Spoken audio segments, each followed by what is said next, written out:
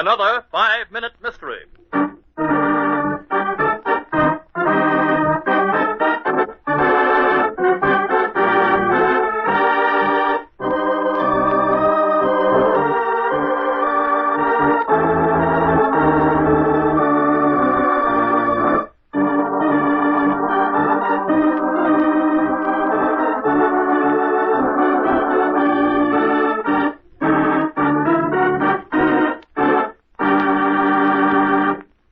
In a hospital on the east side, a dying patient gives a last expiring gasp. He's gone. Slipped through my fingers like water running through a sieve. It's not your fault, Dr. Grant. You've done everything you could. The hospital's certainly not failed to do... Nurse, this man should never have died. Something's wrong. I don't know what it is, but I'm sure that James Towner here did not die of the ailment he came to this hospital for. Nurse, I'm going to get permission to perform an autopsy.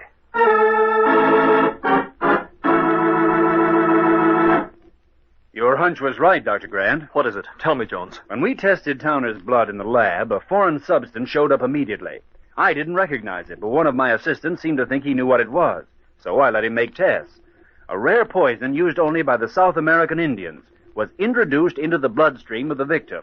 It killed him, all right. But that's impossible, Dr. Grant. Jones, did your man say whether this poison could have been taken through food or... I thought of that, too. He swears it is the only effective way when it is taken directly into the bloodstream. And is there any antidote? Not known.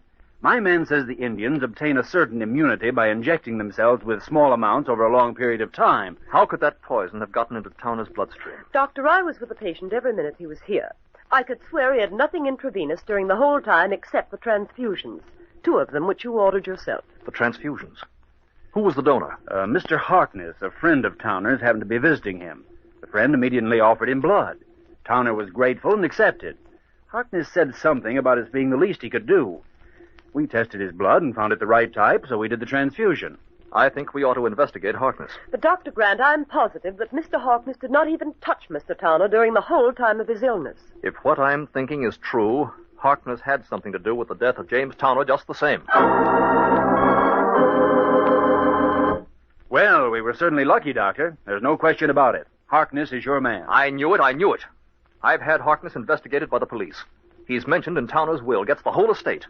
The police have searched his apartment and found just what I expected. I feel my medical judgment has been vindicated, Jonesy. You're right, Doctor. We're going to have this man Harkness arrested for the murder of James Towner.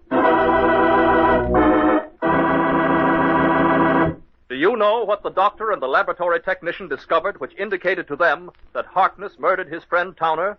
The doctor will tell you in a moment. But first...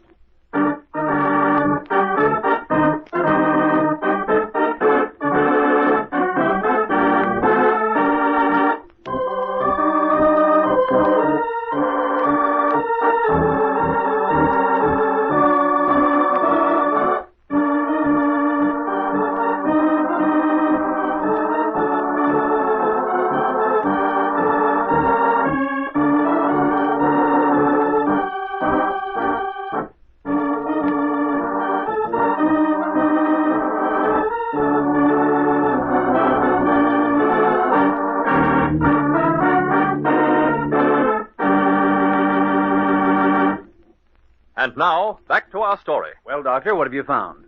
The thing that indicated to me the fact that Harkness had a hand in the murder of James Towner was something Jones said when he spoke of the poison, and the way the South American Indians gained immunity from it. I deduced that probably, against the chance that his so-called friend would need a transfusion, Harkness had so immunized himself over a period of time. If he had, the poison would still be in his blood in some quantity, small perhaps, but enough to react unfavorably on Towner in his condition. A police search verified my hunch. And now, Harkness is being tried for one of the most unusual murders that has ever come to my attention.